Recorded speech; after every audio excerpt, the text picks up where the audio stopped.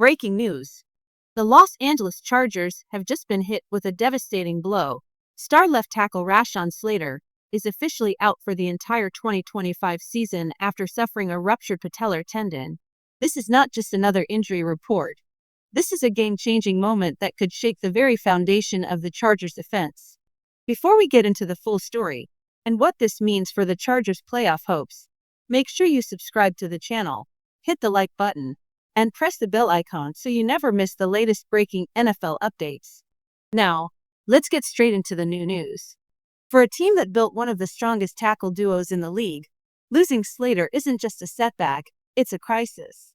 The Chargers' protection plan will have to be completely reshuffled, and the ripple effect will be felt in every single offensive snap this season. With Joe Alt expected to slide into left tackle and Trey moving to the right, the question is, can the Chargers still protect Justin Herbert and keep their season alive? For an offensive lineman, coming back from a ruptured patellar tendon is not impossible, but it's still a mountain to climb. The trenches demand brute strength, constant leverage, and relentless physical contact, and that makes the road to recovery anything but easy. If there's one player who has the grit to pull it off, it's Rashan Slater. This is the same guy who was reportedly working on his pass sets during his honeymoon. For him, football isn't just a job, it's his entire way of life. Slater's dedication is unquestionable, but no matter how hard you work, this type of injury has its own timetable. Medical studies show that nearly 80% of NFL players who suffer a torn patellar tendon never fully return to their previous level of play, and most never start as many games as they did before. That's a sobering statistic, and it shows just how severe this setback is for the Chargers. The silver lining? Slater has time on his side. Because the injury happened in the offseason, he'll have a full year to recover without being rushed back into action. That's a critical advantage, one the Chargers must use wisely. We've seen in the past what happens when players come back too soon, and this franchise can't afford to make that mistake with a cornerstone left tackle. From a roster standpoint, the Chargers are making the logical move. Joe Alt will slide into the left tackle spot. The rookie is talented and tough, but replacing a top 5 tackle in the NFL is no small task. This change also means Trey returns to right tackle, a decision that will be under the microscope all season long. The reality is simple. Rashan Slater's injury doesn't just remove one player from the lineup, it reshapes the entire Chargers' offensive identity. If he can come back at even 90% of his former self, it will be a huge win. Until then, the challenge for Los Angeles is finding a way to keep their offensive engine running without the man who's been protecting Justin Herbert's blind side since day one. One thing is certain, the Chargers aren't panicking about the man stepping into Rashan Slater's spot. Joe Alt is not just a backup. He's a natural left tackle who has been preparing for this exact role since the moment he was drafted.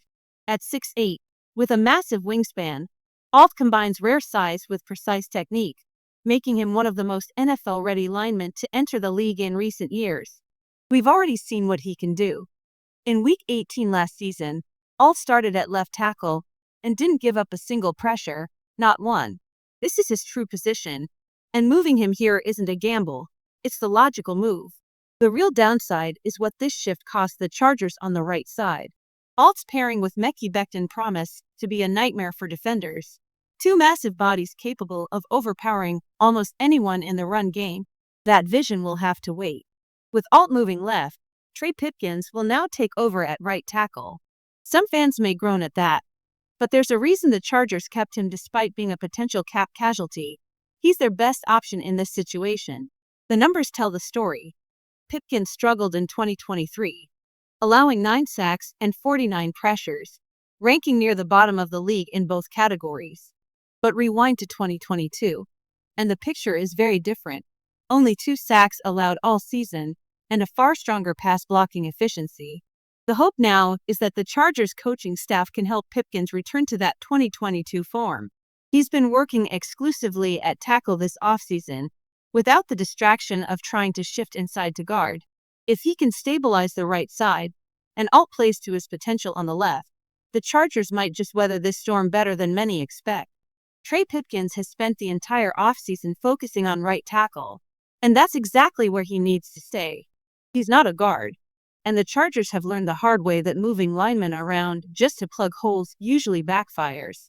This is the time to stop the experiments and let players stay in their natural spots. That's especially true for Mekhi Becton. His best football in the NFL has come at guard, and that's where he should remain. The problem? He hasn't practiced since July 28th. The coaching staff insists it's a minor issue, but the longer he stays out, the bigger the concern grows, especially when you realize how much the Chargers need him.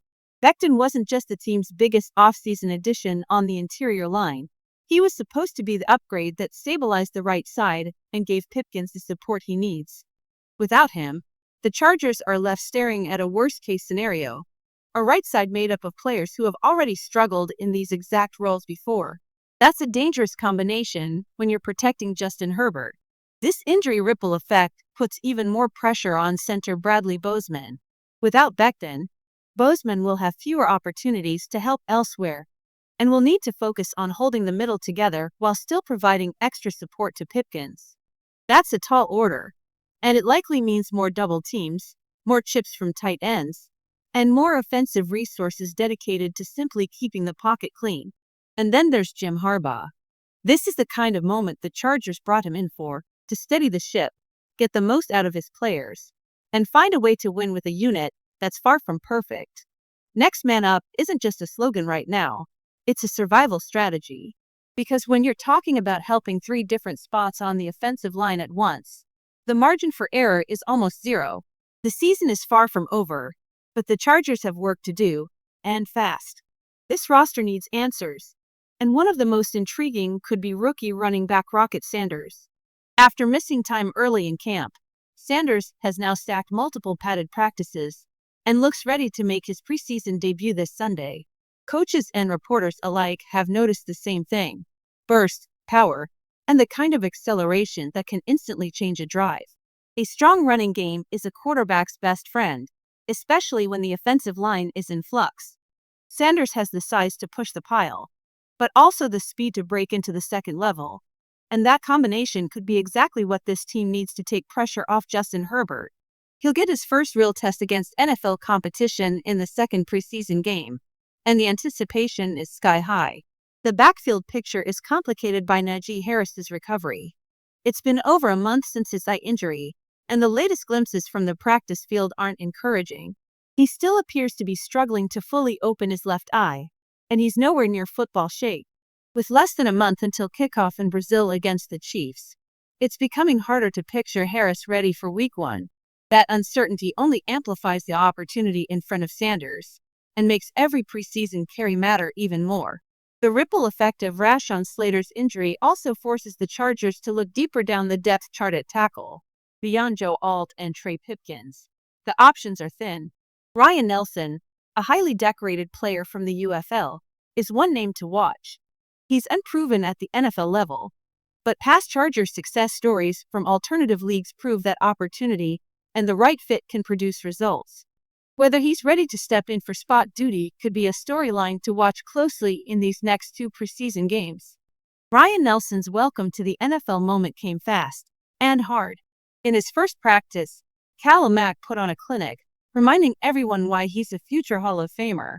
But for Nelson, that kind of baptism isn't a sign of failure, it's a measuring stick. And with the state of the Chargers' offensive line, he's got a real chance to make this roster if he can show growth each week. The reality? The Chargers are thin at tackle. They'll keep searching for reinforcements, whether that's through a trade or free agent signing. But those moves are easier said than done. Quality offensive linemen rarely hit the open market in August, and there's no guarantee anyone out there is a clear upgrade over Trey Pipkins. That means the current group, including Nelson, may be the group that has to hold the line. Meanwhile, another roster battle is brewing behind Justin Herbert. Taylor Heinicke enters this preseason fighting to hold onto the backup job, but Trey Lance has already made a strong impression. Lance brings a different dynamic, a true dual threat element that could change how Greg Roman calls plays if Herbert ever missed time. Heinicke, on the other hand, is more of a scrambler than a designed runner, and he's going to need to show command, poise, and playmaking to stay in front. The Chargers have been here before, losing key starters early in the year, adjusting on the fly, and still making a playoff push. The injuries hurt, no question, but the season is not lost. Herbert has played behind worse lines and still found ways to win. This year will demand creativity from the coaching staff, resilience from the roster, and just enough playmaking from the supporting cast to keep the Bolts in the hunt.